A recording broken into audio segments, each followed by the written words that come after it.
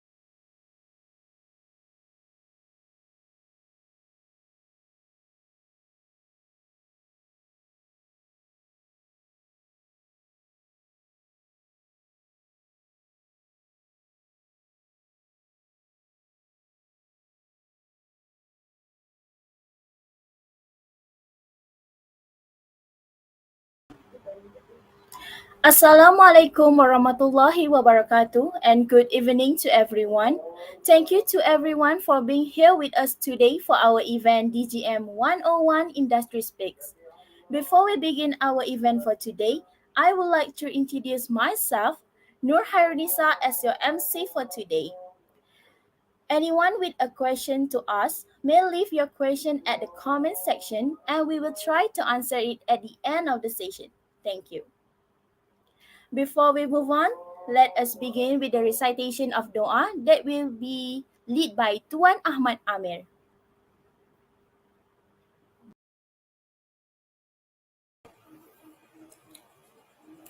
أعوذ بالله من الشيطان الرجيم بسم الله الرحمن الرحيم الحمد لله رب العالمين والصلاة والسلام على سيدنا محمد وعلى آله وصحبه أجمعين. Ya Karim Ya Wadud, sesungguhnya kami berhimpun pada hari ini bagi menyatakan kesyukuran di atas kurniaan-Mu yang tidak ternilai. Jadikanlah kami hamba-hamba-Mu yang sentiasa bersyukur, sama ada nikmat sedikit, lebih-lebih lagi nikmat yang melimpah ruah kepada kami. Ya Allah, Ya Rahman, Ya Rahim. Engkau berkatilah dan rahmatilah perjalanan program perkongsian atas talian DGM101 Industry Speaks pada hari ini. Sesungguhnya Engkau Maha mengetahui bahawa kami di sini ingin menimba ilmu-Mu yang sangat luas dan juga mengembangkan ilmu pengetahuan kami sebagai hamba-Mu yang Engkau redai. Justru berkatilah dan rahmatilah perhimpunan kami ini. Kurniakanlah kepada kami ilmu-Mu, sinarilah hati-hati kami dengan cahaya dan hidayah-Mu.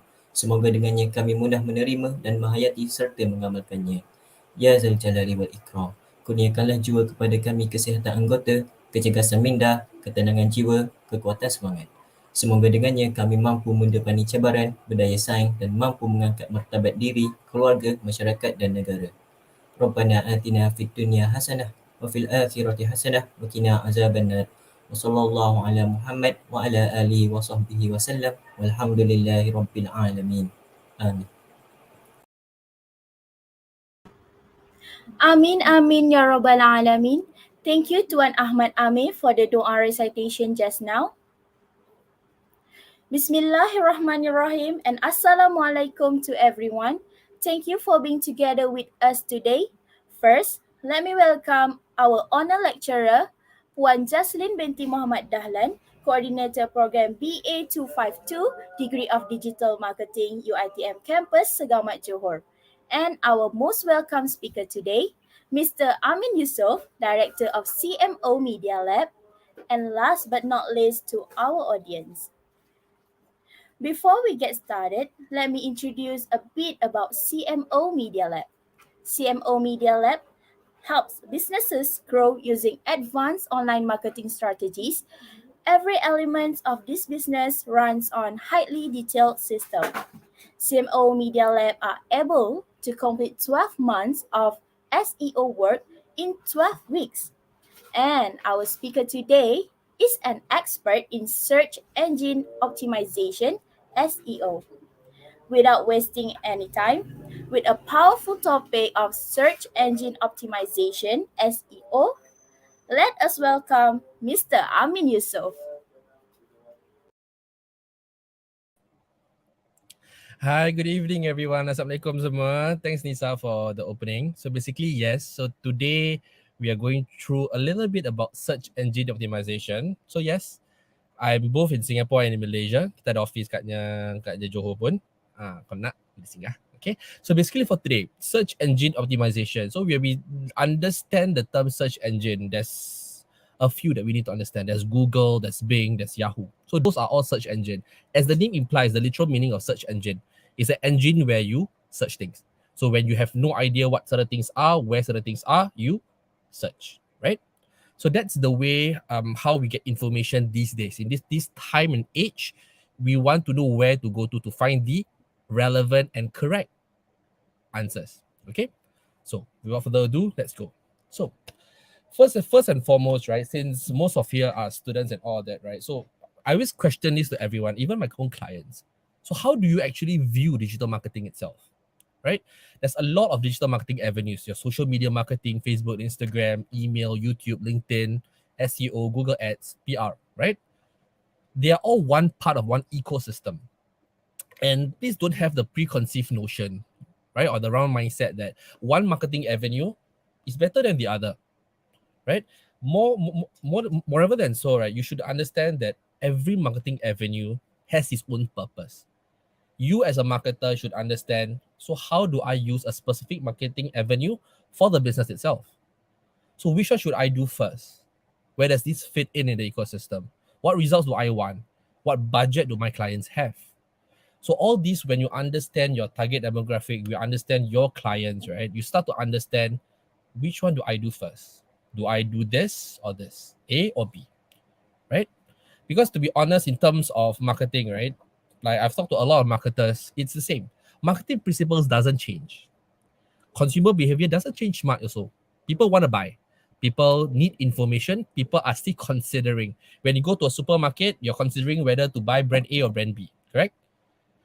So when we start to understand that consumer behavior doesn't change much, we start to understand that the only variable is avenues, where they are interacting at. So are they interacting on the email when they open certain things? Or is it on the website? Is it ad that they see on Facebook? Because even on Facebook itself, Facebook, Instagram, how people interact is different. So we need to understand how they behave, how they react. Okay. So to be honest, in terms of digital marketing, don't see it as something which is minuscule, a single entity, but think of it as an entire ecosystem. Because eventually, if you ever did for or ever seen the marketing done for really, really big companies, right? You'll see them using every single element. It's just knowing which one do I do first and how does this help my business. Okay. So moving on. Okay. So first and foremost, so everyone is here, right? So what is actually SEO? Search engine optimization. So it's simply, if you even Google it, right, it's just improving your site visibility. So what do you mean by visibility? So when you type, just take out your phone right now and just search for anything. Just search for best nasi lemak, best nasi kerapu. See what appears. You will end up knowing, you will end up seeing or being inclined to only searching on the first page. That's the meaning of visibility. You don't necessarily go to page 2, page 3, page 4, right? So when marketers use the term visibility, it just means your business or whomever you are doing it for, or even for yourself, you're actually in front of your clients or your prospects, right? So we have Google, Bing, and other search engines itself, but more than 92%, 93% of the time, people are using Google. And there's a reason for it, because it gives the most accurate results that people want. Okay, it's all data driven. It's all driven by consumers and searchers. Okay, so next. So for all the students here, how do you think doing SEO helps businesses? Right, there's comments here, right? Just throw me some answers. Let's be more interactive, yeah? So how do you think this SEO, right, help businesses? If you never heard SEO before, just throw out some answers. Come, let's give one. Let's just give a minute or so. Just give me some answers. Why do you think businesses? How do you think SEO actually help businesses? Anyone? Just need one. Come on, guys! Don't be shy. Come on, even lecturers. You have any ideas? There's no right and wrong answer. It's based on your perspective itself. Anyone? No. It's okay.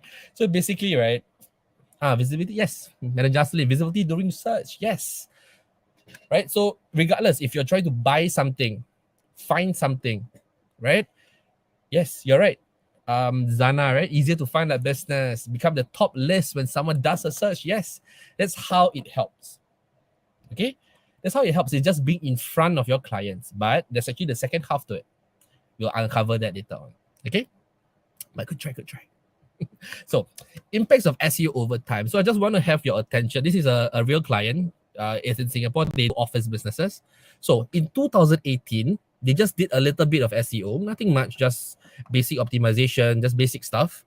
And their organic traffic is 60. So, org.traffic is organic, right?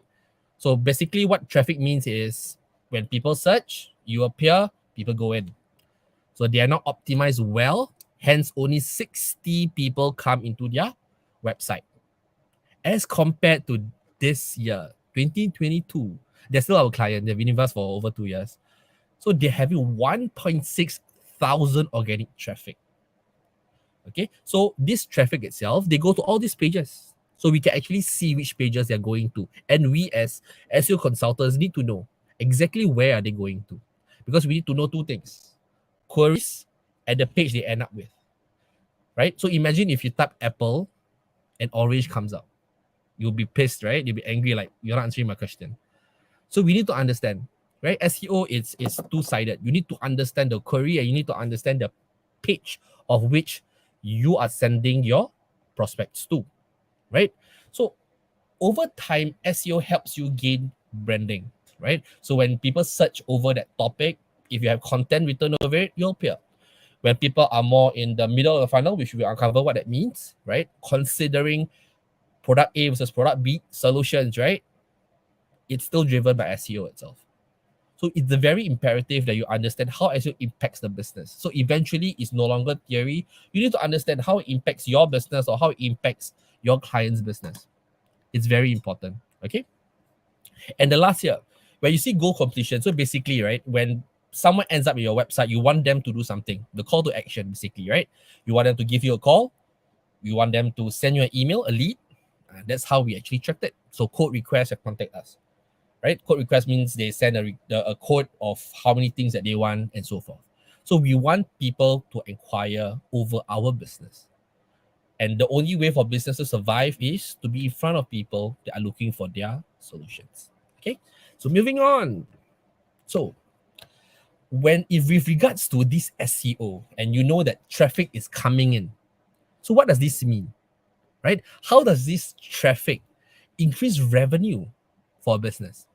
Ultimately, when you learn SEO, when you apply the skill set itself, right? So how does this traffic that you help increase from 60 to 1.6K? How does this traffic increase the bottom line of a business, which is revenue? Any ideas? Come, throw it out there. Come, just give a second for the answers to kick in, right?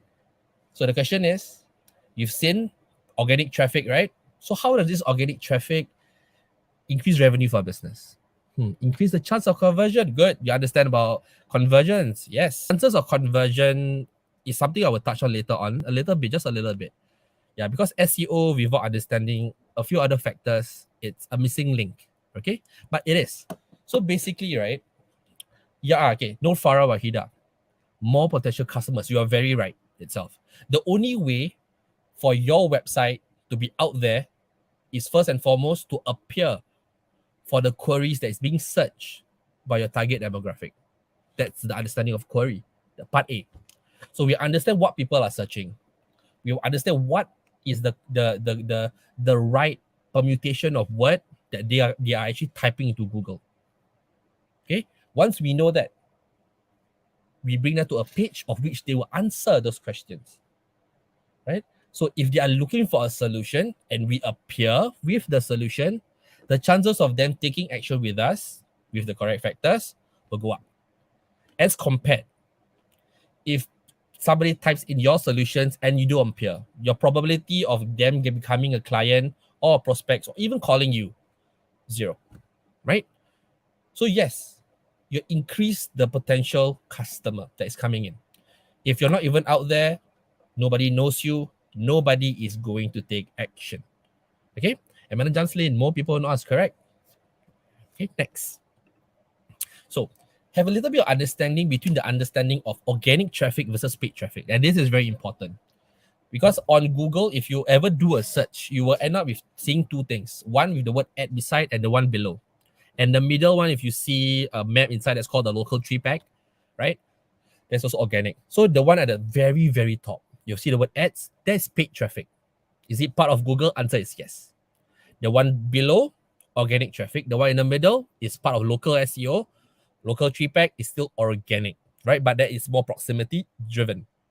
So understanding organic and paid traffic is actually important. For organic, is simply this. You appear without paying a single cent, right? Means regardless, one person comes in 100, 1,000 a day, your cost to it as a business, relatively the same or low, right? As compared to paid traffic, right? Basically, an ad you pay to appear in front of someone. So if the competition is really stiff, your competitor is willing to pay slightly more, they will take you, right? And the difference between organic traffic and paid traffic is very simple. For paid traffic, the moment you stop paying, you stop being visible, you stop appearing. For organic, if you're there, on the probable cause that there's nobody else that is going to outtake you in terms of organic SEO, you're still going to be there. Okay, that's the difference between organic traffic and paid traffic. One is paying, one is you're not paying every single time a person clicks your link on the Google page one. Okay, next. Okay, so the difference is basically this. Organic traffic is cost effective. Like I said, you're not paying consistently. 100, 1,000, your investment prior to it, that's it. You're not going to pay more, you're not going to pay less, right? And there is something called outranking your competitors. If you know how to do it well, you want to appear for the top position 1, 2, or 3. Okay, that is just a hint here. There is a very big difference in being page 1, being at the top 1, 2, and 3, and being at the bottom. I've seen even a significant difference between position 1 and position 2. One garners 1.3 thousand traffic and the page 2 only garners around 300. So you can see a huge dip. And that is a huge dip of revenue. Okay. So for paid traffic, it is somewhat instant. That's why we use the quote unquote, right? Somewhat instant. So it enables you to target a very specific audience, which is if you want to target just Singapore itself, done. Can organic traffic do that? Answer is yes. Right? And it's something which is quantifiable in the understanding that X amount of dollars is going to be you X amount of people coming in. It's somewhat relative, right? However, if you ever draw a graph, right? Just imagine, I don't have a graph right now, but imagine a graph. For organic traffic, it's relatively slower, right? It goes up and up and up and it plateaus. For paid traffic, the more money you put in, the higher traffic you go. The moment you stop, it drops. And it's very instant, right?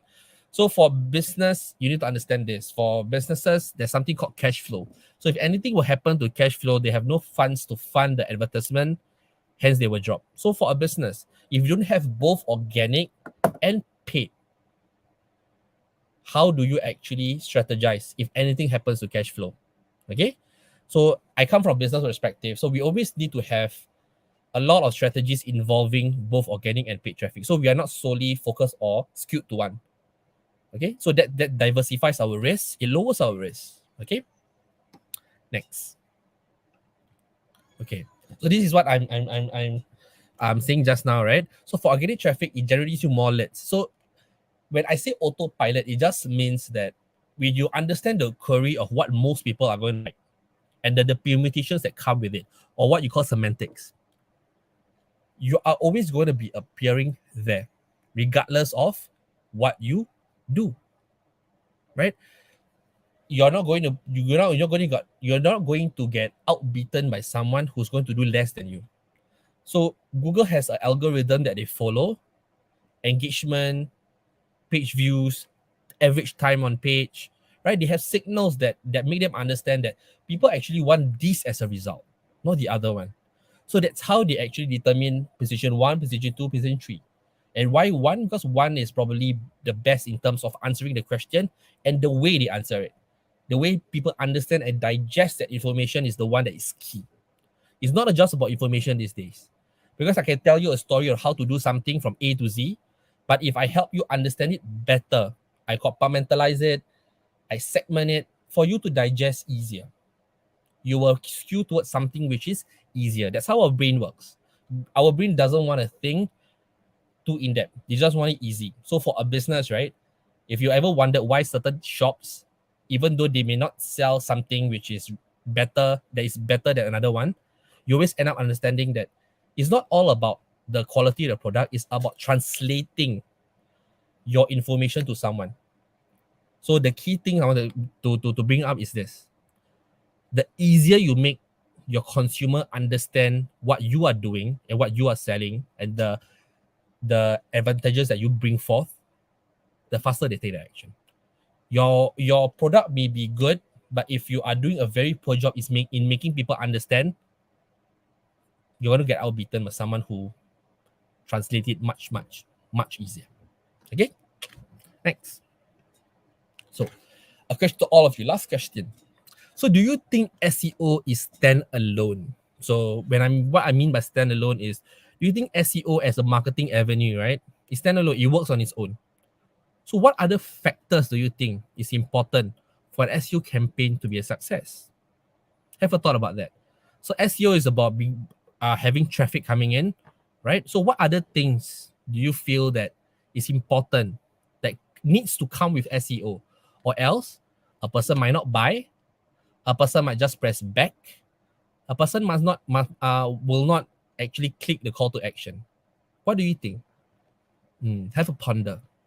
What other factors do you think is important with regards to SEO? Right? Because after doing it for 7 years, right, it's no longer about just appearing. It's not. It's the combination of understanding how consumer behave and understanding what and how people want to digest that information. Okay? So, put it this way. SEO is about the traffic. But what's before the traffic? The website, right? So your website, do you understand how are you positioning yourself? How are you answering their questions? If they have a query, a question, they want answers. How are you answering the questions? Are you answering in the way that is straightforward? Are you going to give a lengthy transcript of answers for them to confuse them even further, right? So one and foremost is we always go to the website first.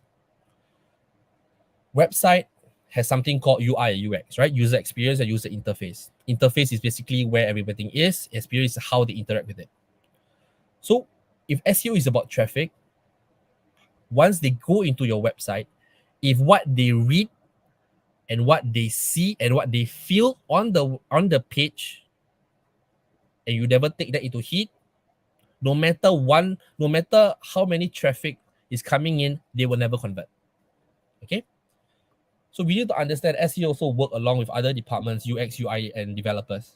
So we need to understand that apart from traffic that's coming in, we need to understand how are people interacting on that page itself. Are we first answering their questions? So what are the questions? How are they feeling over the page? Is it easy for them to understand? Is it being partitioned? Because on a website, people scan, they don't read. They don't necessarily read all the way. They are scanning, right? They're scanning for the answers that they want. And once they zoom into a particular section, then they start reading. So are you making it easy for them to understand, right? Their questions, is it being put there in a way that is interpreted easily by a consumer? The colors that they use, the color psychology, right?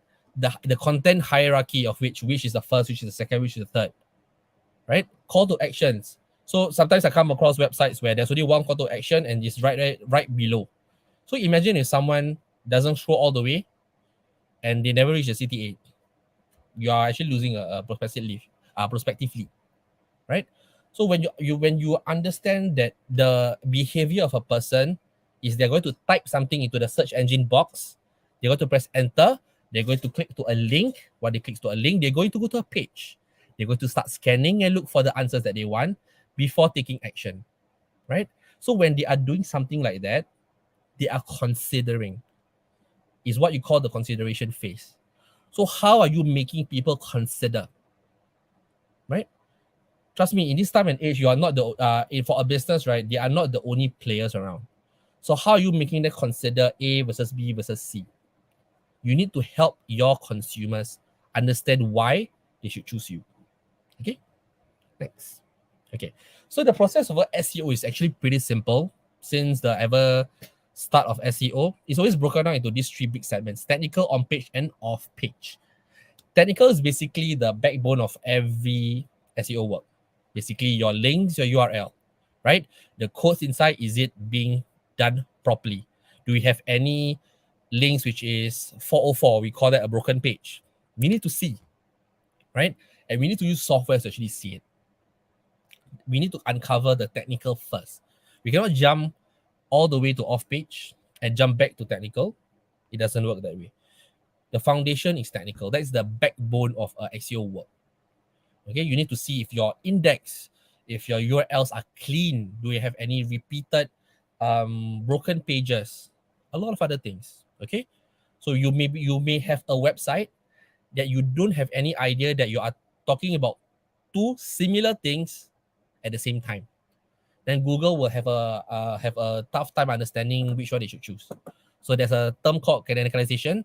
So when they choose one and or the other, so you tell the crawlers to skip this and go to the other. It's not actually skip; it's more of directing, right? So that handles the technical part. On page.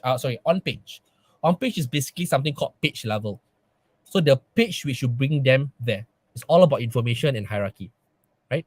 So is it being optimized? Are the signals there? Your headers. Because remember, Google is an AI robot. They send crawlers, not humans, to scan to understand what you are writing, right? So when they send the crawlers, how do you see priority? Headers. Headers and body copy. If you ever inspect a page, right, just right click a page, you can see there's a lot of codes, HTML codes, right? So basically, when you understand that, that's how Google differentiates in terms of priority, the difference between the header and the body copy. And there's a lot more. Your images, your internal linking, external linking, right? Your title tag and all of that. Okay. And last and not least is your off page. Off page is basically creating your digital assets, your link building, and so forth.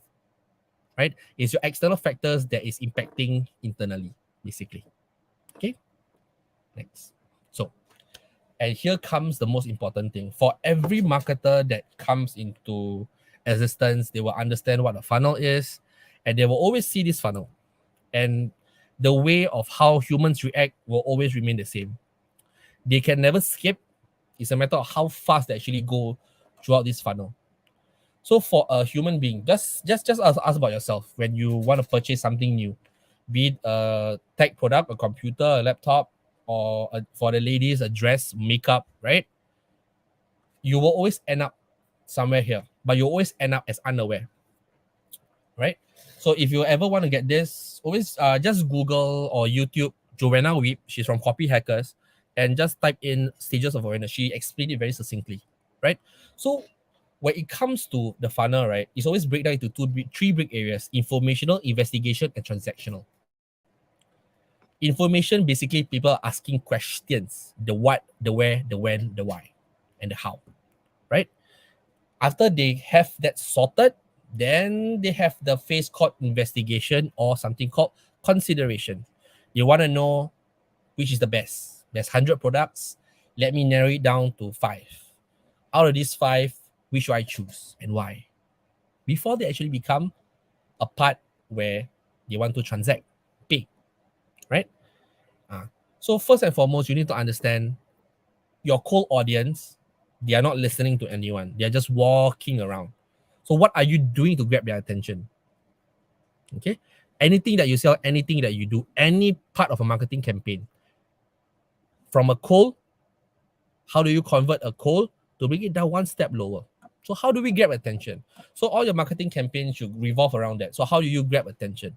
Because once you grab the attention, they will just look at you. And once they look at you, you grab the attention. That's where you spread awareness. Okay. So when you spread awareness, when they're looking at you, then they will listen that, do you know that you have this problem, that problem? Do you know that you might run the risk of X, Y, and Z? Right? As compared to if you keep shouting, do you have a problem X, Y, Z? And everybody's just walking.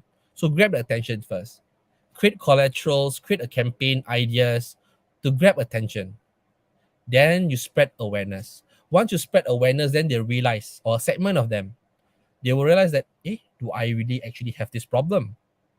Then they want to start discovering solutions. Okay. Once you start discovering solutions, for this problem, the solutions are A, B, C, D, E, and F. Okay. So once they have once you grab their attention, you bring down to awareness. After awareness, you bring down to discovery. After discovery, then they will start a phase called consideration that I said just now. Then they will start to consider A, B, or C, and Y. Right? So no matter if you do SEO, you do social media marketing ads, whatsoever, your campaign flow will always have this. You always need to go from top to bottom. You can never just do something which is consideration, which I see a lot of mistakes being done. Right? So once they have consideration, then they will become a customer. So just take this aside. Why is the funnel this way? Why is it always becoming smaller? Because not everybody is going to take action. And you only want to sell to people who wants to be sold. If you ever listen to Jordan Belfort, right? He asked you to sell a pen. He said he only sell a pen to people who want to buy, who want to find a pen. So if you're not looking for a pen, there's no point in selling you. Okay. So when it comes to this funnel, right, it revolves around every aspect of marketing itself, be it on the ground, print days, be it in digital itself, right? So I just give you an example. So let's say you're doing something new, nobody knows you, right? So how can you grab attention? Maybe you do a video that is attention grabbing, right? 10 things you're doing wrong that might cripple your business. So you see, it's attention grabbing. Then you highlight to them the awareness because they are listening to you, right? Then you highlight them the awareness of a problem that you know that you're doing this part wrong. See, they start to realize, am I doing this part wrong? Is my accounting doing wrongly? Am I wasting too much time? See, problem, awareness of that problem. Then you start to give them discovery of solution. So if you want to have more time efficiency, you can just stop doing accounting by yourselves. You negate the work. You can use software, which is you don't even have to do it on the ground. There's cloud. See, or you can go to a accounting firm. So you discover your solutions. Then you start to compare, and you yourself as consumer, you start to compare. First and foremost, you need to understand your own budget, right? What are you looking out for? Is it a good fit? Consideration. See? So regardless of whatever you do in marketing, always revert back to the funnel and always use that as litmus test if you're bringing them down and not skipping. They will never skip. It's how fast they go, right? Okay. So one more very good example, right, to show that, right, is if I have just a mild headache, I can just take a Panadol, correct? But if my headache is in a way that I just want to like bash my head against the wall, do I want a Panadol? No, I just want to go straight to the hospital. And I know I have a problem now. See, it's how fast how fast you understand your problem and how fast you digest it. Okay. Next. Okay. For SEO, right? For most of the time, clients and prospective students should understand the difference between two forms of SEO, black hat and white hat. Okay, so the black hat and white hat terms comes from the hacker terms. White hat hackers and black hat hackers, basically. White hat being ethical, black hat basically hacking your government sites and all those type of things. Okay, so black hat are basically ways you manipulate the algorithm in a very, very, very crude way, right? So you are actually faking your way to get what you want. Is it safe? Answer is no. Google is getting smarter in understanding how natural a website is. So imagine a website, they are getting almost like every month 5 links. Seems normal, right? So imagine if every month you're getting 100. You're telling me your website, which is non-existent, you will have 100 people linking back to you. See, it's not natural anymore. And Google is picking up on that. So that's what Black Hat is. So basically, it's in a nutshell, right? It's creating websites using expired domains and pointing it back to you. It's a system. It's what's called PBNs, private block networks. Okay, so you're creating that to artificially increase the authority of a single site, as compared to you outreaching, which is the white hat here, as compared to a white hat where you manually outreach to websites similar to you, write them good pieces of content with real people coming in, right, and passing you back the equity, the link equity or the link power itself. So that's the big difference. So in the SEO industry, both students and clients should always understand the difference between white hat and black hat, because the effect of white hat and black hat will be seen in time to come. Black hat will never be sustainable, and if you were to do it wrongly, your whole website will have a manual penalty. So you can go to Google Search Console and see under manual penalty, do you have a manual penalty, right?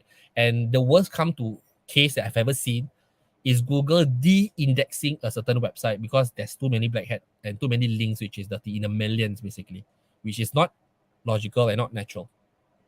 Okay, so for you to know SEO, know there are two branches of SEO, but always play the white hat because that's the correct way and people want to do it in a way that is trustworthy.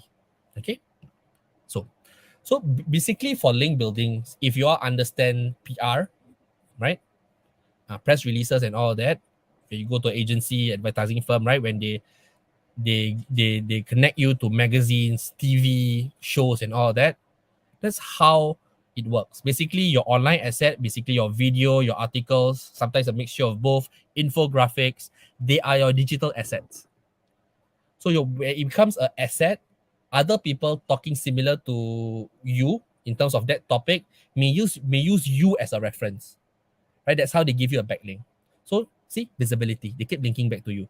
They may say certain things like, for more understanding or more illustration, hit to this website for this. See? So you are actually channeling the traffic from one website to another. It's all about capturing eyeballs. Okay? So let me show you difference. Like your TV3 in Malaysia, right? TV3, CNN, as compared to a YouTube show that you created that no one knows. Both of you may be talking about news, but at different scopes and at different scales. One has followers. Anything that they say, people might perceive to be true. As compared to you, you may say and perceive things to be true, but because you have no authority, lesser people on your page, they're not going to trust you. Okay, that's how link building works. It's about a battery, filling it up with authority, filling it up with eyeballs and trust. Okay. Yeah. So next. So the last and not least, right, part of on-page is something called content marketing. And this content marketing for SEO is always related to whatever you do outside. So people might always ask, so what topics do people want to know? What do my target prospects want to know or might find entertaining? It's queries. That's why we always revert back to SEO people. People want their questions answered, right? For you as a marketer is to understand what goes inside your prospect's head and not what goes inside your own head, right? You need to uncover that, right? People want to know the tricks of how to do proper SEO work in 6 months, right? Is it true? Is it not? See, it's about understanding what do people want to know, what do people find entertaining, and what do people want answered. That's your foundation of idea bank, right? So that's how we come up with strategies. We find out the queries. The strategy is, do we write a blog? So for those who have no idea, right, blog is no longer just a blog. Blog can be a comparison blog, A versus B, can be a guide, step 1, step 2, step 3. Can something be called a curated or a listicle, top 20 best lamb chops in Johor? See? So they're helping you compare. Or this company, this restaurant to this restaurant, this is the price, this is where it is, pros and cons. What do people say? What do people say not too well over this? Okay. So content marketing is just about content creation, creating assets for your company, for your brand. Right. This is why I say for content marketing itself, it links with all other things that you do. Your YouTube, your LinkedIn, your Instagram, your Facebook is just about distribution of content. People want content, but people just absorb it differently. And it's for you as a marketer to understand how do people want to digest it. In a video, want to read, mixture of both. Do you want people to interact with it? So on and so forth, right? Okay, so I hope in a nutshell, I actually covered more about SEO, right? So the last and not least is actually page outline. Because like I said to you, right, the other factors that lead to SEO is understanding what to write, what do people want to know, and how are you positing the content on the page itself. So you understand the query, now they are coming to your page. So what are you writing there? You cannot write just what you feel is right. You need to understand what your target demographic wants to know. Okay? So we do something called page outline to understand what do people want to know. How do we actually get our copywriters to actually elaborate on what people want to know? Then we go a step further at understanding how can we write a certain content and put it on steroids. How do we make people understand it even faster and even quicker? Okay? Just give me one moment, my cat. Sorry.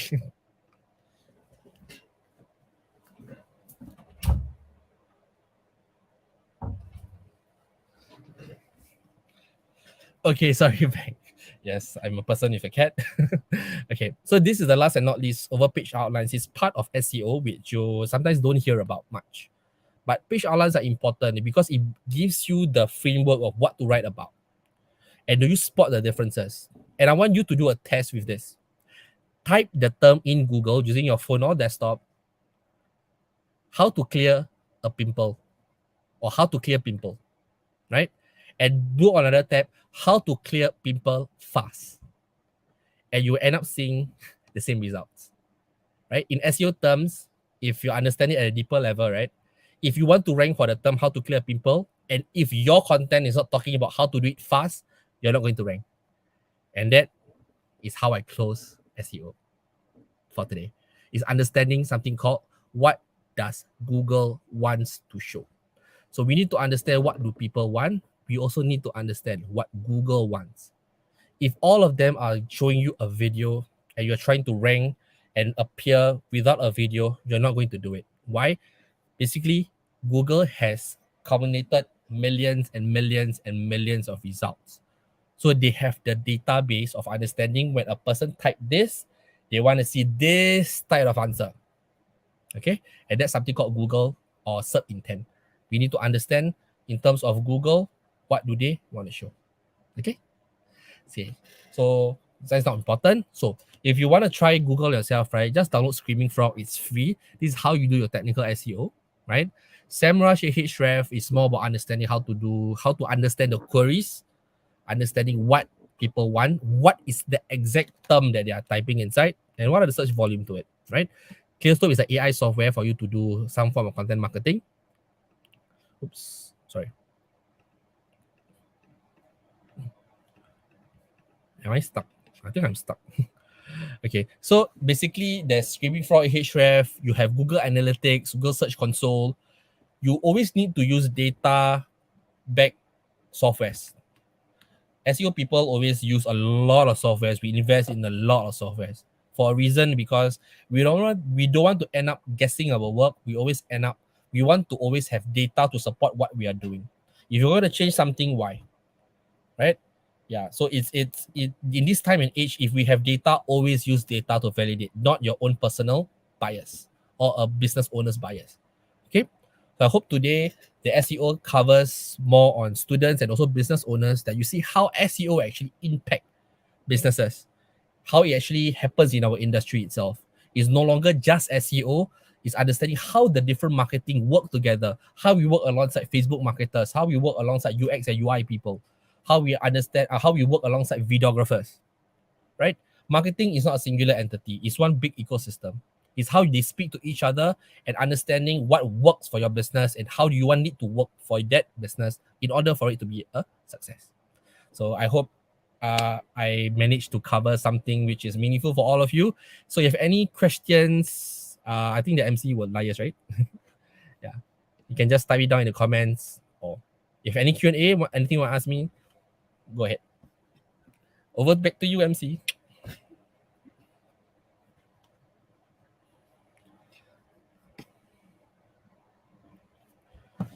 Okay, is it okay from Dayang Myra? Okay, is it possible for paid traffic to turn into organic traffic? Answer is depending on how you look at it. So paid traffic, right? In order for you to combine that traffic, it has to be bought, right? That's why it's called paid. In order for it to turn, means you have to stop doing paid, no longer paying, and use a substitute, an substitute avenue. Basically, if you're on Google, you don't want to appear at the top for ads, you substitute it using organic. However, in terms of strategies for a business, right, you cannot just depend on one. Reason being, watch this. When person type a keyword or a query into the search box, they press enter, they go to a page one. Imagine this, if you appear for one, your chances of getting a click maybe less than 33%, right? If you divide 100% by 3. But if you appear for paid, you appear for your local 3-pack, you appear for organic, it goes up the way to 77%. So which is better? Appearing less than 30% or appearing 77% minimum, right? Okay. Does SEO work for other than English? Answer is yes. So we had a recent client for a cleaning company that does in Malay, basically, right? So can you find what are people typing in Malay? Answer is yes. It works the same way. The principles always remain the same. Understand what are people typing in Malay in relative to your business. So once you find out what people are typing, then you answer it in Malay. So same, if it's the questions or the queries are English, you have to answer in English. If the queries are in Malay, you have to answer in Malay. If it's in Japanese, you can answer in Japanese. It's about understanding and you understanding that language. But yes, other than English, whatever language, as long as people are, means humans, real humans, are typing that in the Google search bar with enough data, answer is yes. By the way, just to heads up for all of you, if you are bringing in a new item which nobody has heard of, a new technology that nobody has heard of, SEO is not going to work for you. Because why? SEO is something called intent driven, where people don't know what to type, they are not going to find you. So you have to create that hype, that buzz. That's where PR comes in, your YouTube comes in, and all those kind of thing comes in. Create the buzz so people, when you keep hammering the word, the new word that you are trying to coin the term, right? So people start typing it, that's where they find you. But if you don't do that and it's new, nobody's going to find you on Google. Okay. So from Zana, how can we guarantee the website will become top ranking on Google, Bing, Yahoo, and etc.? So basically, for each search engine, it works differently. Every one of it has something called sitemap, right? That you need to actually do. So top ranking encompasses on a lot of factors. Okay, you first and foremost need to understand your own competitors. They actually did SEO? Because if they have not, it's relatively easier. I'm not saying easier to outrank them. But if they have invested 30, 40, 50, 100,000 on SEO, then it's very different. It's no longer just about answering questions. It's no longer just about content. It's about who can deliver the best content. That in terms of link building, are you pairing up with PR companies to distribute your content? How do I gain more eyeballs? I get people to come into my website, choose me over the other.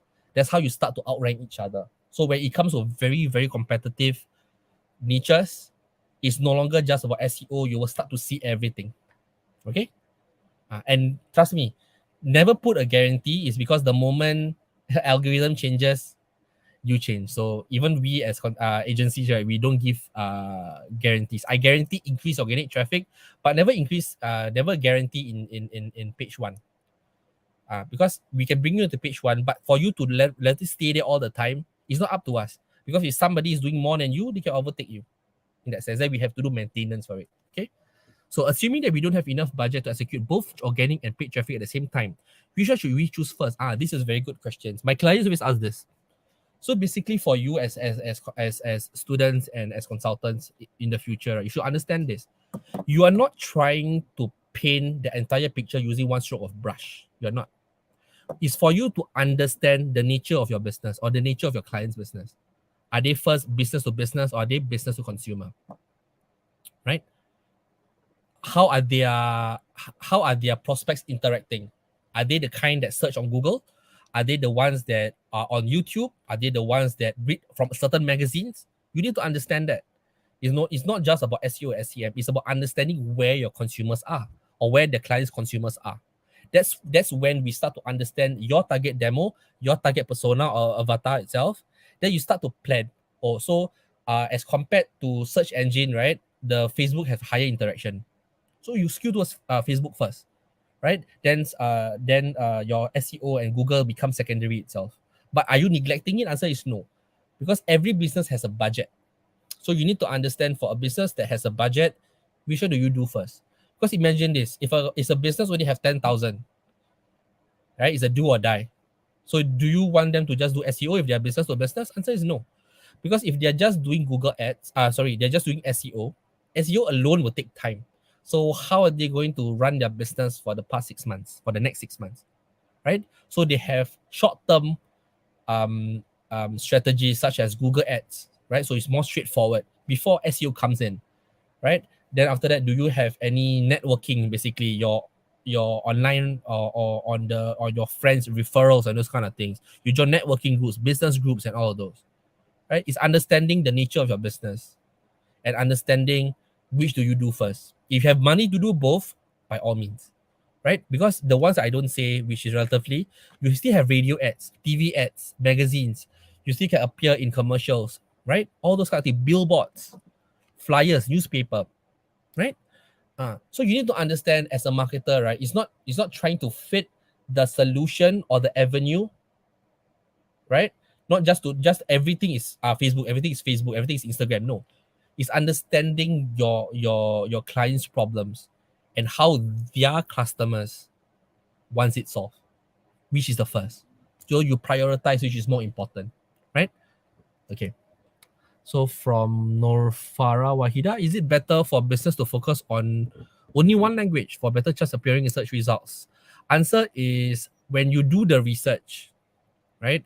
When you do the research of for SEO, especially for search engine, right? You need to understand, you always go by data. Which one is giving you higher volume traction rate? Is it in English or is it in Malay? You need to justify your decision based on data. Like I said, everything is data. If Malay gives you higher traction, then focus on Malay first. Okay? If it's English, do English first. Right? If it's actually just English and Malay is just convenience, you can just do English first and just supplement it with Malay later on. Right? So like I said, you can talk over one topic in two languages and distribute it differently also. It's all about distribution, but you're still covering the same topic. Okay? So from Umi, how would you measure the success of SEO campaign? Very good questions. So for SEO campaign, right, for agencies, I can't say much about other agencies. For my agency itself, we have monthly reporting. So basically the first month or so is more about finding out the data. We audit, we find out what's wrong, we recommend what to fix, what not to fix, all those kind of things. We lay the groundwork. Then we start fixing it. Then month to month, a success of an SEO campaign is not about appearing on page one.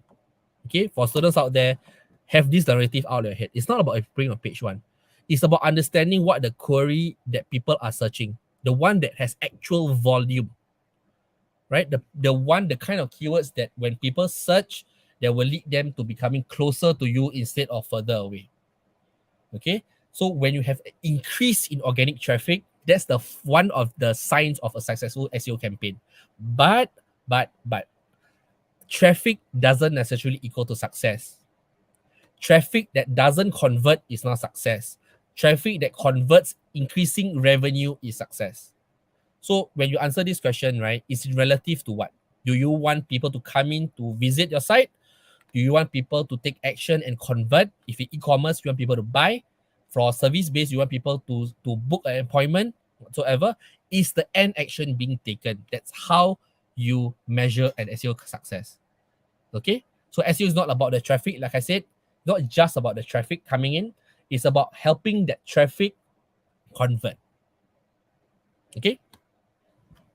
Okay, any other questions? I like the questions. Good questions. I love it. Okay, any other questions?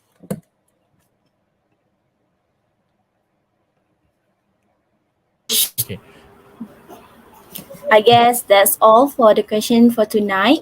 Thank you so much, Mr. Amin Yusuf, for sharing with us the detailed information about search engine optimization just now. I hope this answer will become beneficial to all of us. As the saying goes, to every beginning there is an ending. And now our session for today has come to its finale.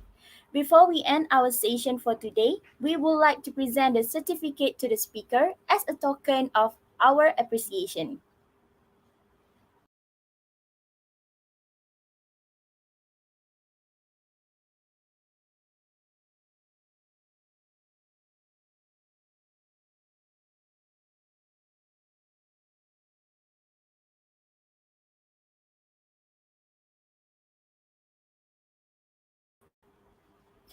We also would like to inform everyone that this is not a goodbye.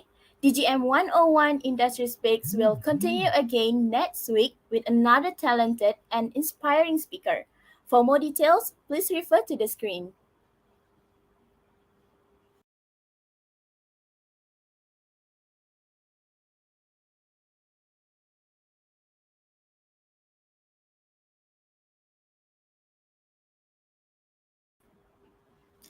Once again, thank you to everyone for your participation in DGM 101 Industry Speaks. On behalf of the organizing committees, I would like to apologize if we have made any mistake throughout the event. I end the session today with Assalamualaikum, goodbye, and see you guys again on our upcoming events.